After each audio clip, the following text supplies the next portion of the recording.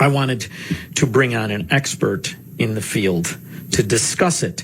And when it comes to insurance and when it comes to information, I like Paul Seegert. He's the managing partner at PCS Advisers. He's built a business out of navigating the tyranny of Obamacare. Paul, how are you? Doing great. How are you today, Shaun? Very good, but I want to inform my audience. I want to let them know exactly what's happening, and I wanted you to kind of walk us through what we've been supposedly protected from, what we are now exposed to, but moreover, what happened to all the money they were paid to take care of us in the first place by the government? Well, great questions. One of the things you said in the introduction about how the government came out and said, we're going to pay for this, everything's going to be okay. At the employer level, I've been having conversations. This, of course, is the time of year that employers look to renew their health plan that they provide their employees, and employers are one of the largest providers of health coverage in this country. And they're asking me the same thing. Why am I seeing this rate increase? I thought the government was going to be paying for those COVID bills. And what actually happened was that the insurers were fearful of that idea, because if the government tells you to do something, they get to decide when you get to stop. And so to maintain that freedom, they kind of preempted it by jumping in before a mandate likely would have come down and said, hey, we're going to voluntarily indemnify or waive out-of-pocket costs for consumers if they're hospitalized for COVID, which would no doubt lead to them hitting their max out-of-pockets, which, as you pointed out in your introduction, are way bigger than they used to be, and they authorize an increase every year. An individual can face an $8,100 out-of-pocket max today with the Affordable Care Act plan. So all this is happening, and these insurers, because everyone was locked down and couldn't go seek care of really any kind, claims were down in the system. Yeah, they were down 70%. So here they are collecting all these premiums, and they have money piling up on them. And they have to decide, the rules of the Affordable Care Act were, you have to spend 85 cents or so of every dollar you take in premium on a claim, and you get to keep 15 cents. There's lots of other unintended consequences of that, like the fact that they then no longer have any real interest in controlling the cost of the claims and do better when claims costs go up. That's a whole nother conversation. Mm-hmm. But they were watching these dollars pile up. They were going to have to give them back anyway. So they said, let's invest that instead in some good marketing and voluntarily decide to waive people's out-of-pocket costs. Well, that meant now, as the lockdowns diminish, life returns, not to normal, but people are able to go get the rest of the health care that they need, claims are swinging back up. So as claims swing back up and they don't have excess cash, it's a simple spreadsheet decision for an insurer to say, we're not waiving that anymore. And so they're not. And as you pointed out, 78% are no longer waiving that cost. I mean, they are saying it's because of vaccines. It's really because of underwriting math and the medical loss ratio rule that I just described. And by the end of the year, it'll be 95 to 100% of insurers that will no longer be waiving that risk for consumers. Now, Paul, I love capitalism. I recognized long ago insurance companies don't practice capitalism. Right. They're corporatists. They're frauds. So I remember when Obamacare passed, how they were selling us that bull dung that they always sell us about how great everything's going to be. Now we're 10 years into it, 11 years into it. And it's not going anywhere. In fact, what it's done is taken, how many major insurers are there now? 7?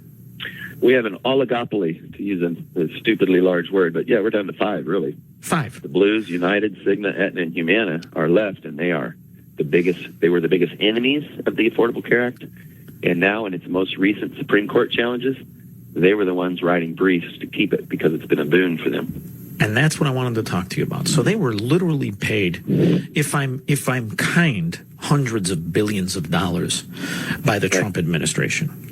How much of that money? They're also the largest lobbyists. So now they're going to lobby and be held harmless against a double cross that will go on as business as usual. And in fact, my biggest fear is they will use this theft against the people so that they further restrict the marketplace and take that 5 down to really the only one that is a quasi-government company, those rat bastards, Blue Cross and Blue Shield. That's what I think.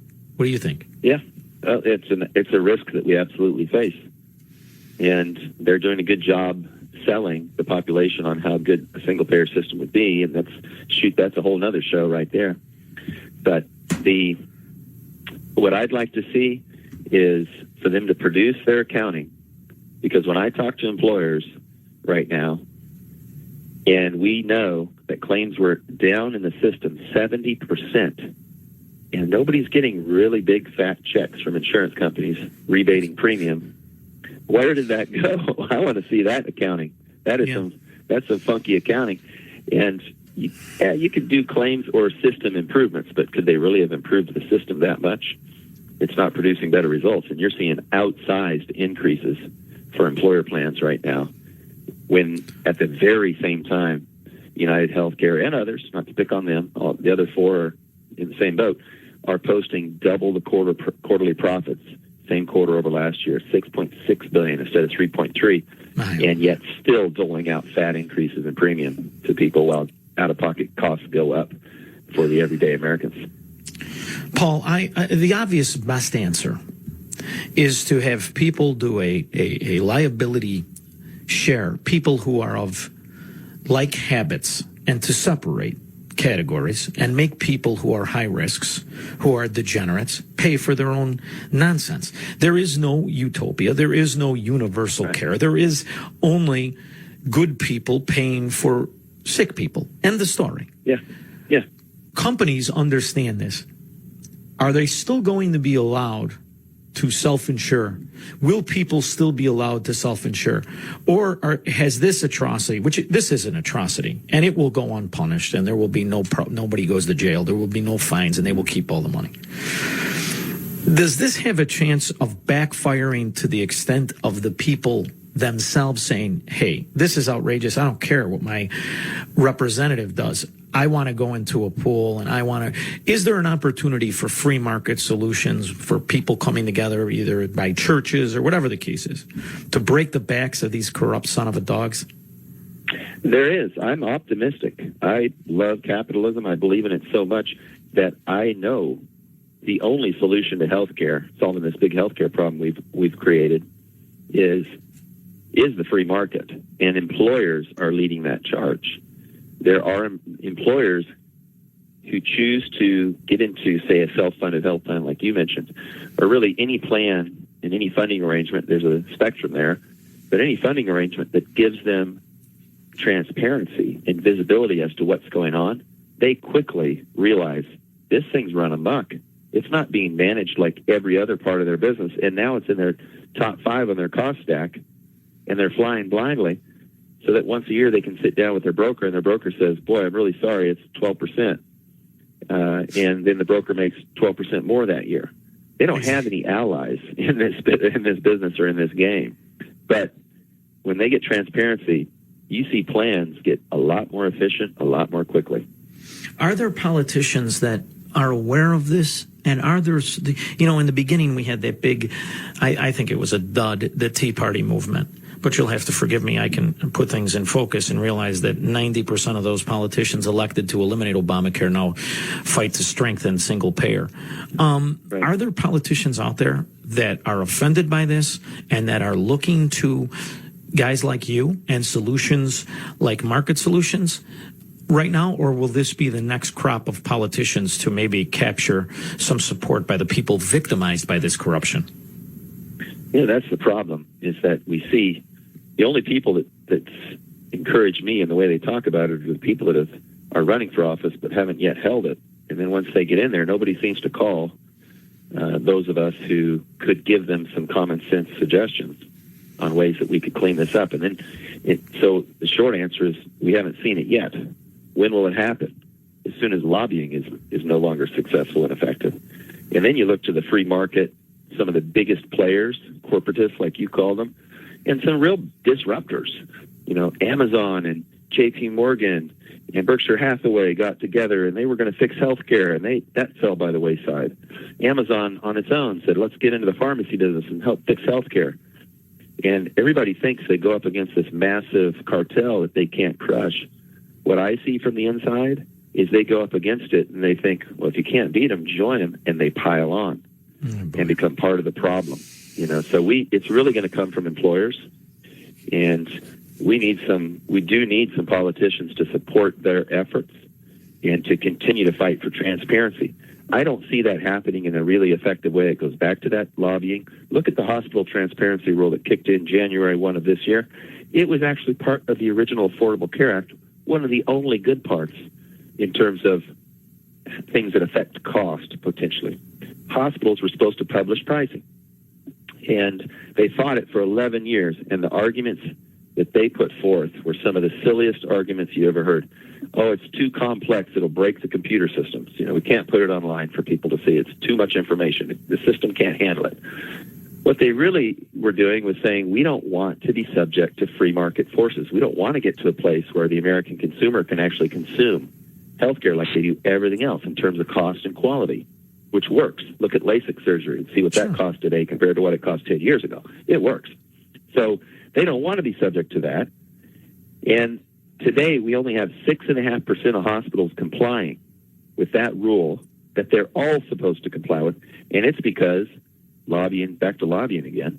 When the rule got implemented, while it was a great precedent that it finally got implemented, the fine is $300 a day, and regulators actively let hospitals know it was only $300 a day for the largest hospitals, $110,000 a year or so for billion-dollar balance sheets. That's budget dust. Yeah, and we're not even going to enforce it.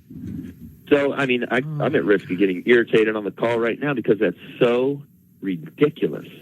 And what they were trying to protect is the fact that the average hospital has more than 150 prices for every procedure they perform. If I go to Best Buy to buy a TV, I can search the competition on my phone in 5 seconds. You don't think that technology exists where we could actually do that in healthcare? It exists. We're just not doing it. Instead, I go to the hospital and say, what's this going to cost? And they say, I don't know. What's your insurance plan? And there's 150 answers. It's incredible how far off this was a rule that I remember Trump implemented, that they were supposed to fix the pricing. And they just simply said, nah, I don't want to do it. So we're not going to. So then the bureaucrats say we're not actually going to enforce it, and the fine's only $300 a day. I'm sure he was on to something else, and then when it got implemented, the if only we could do this with taxes, Paul. If only I could do this with my taxes. Nah, I don't think I want to pay it. And I get some bureaucrat who likes cigars. I give him a cigar, and he says, you know what? I'm not going to even enforce the fine anyway. You want to talk about an absolute mafia? That, unfortunately, is what we're bending knee to. Now, I experienced a 400% increase in my premium after Obamacare. 400%. I went from paying $500 and change to $2,200 for a family of four.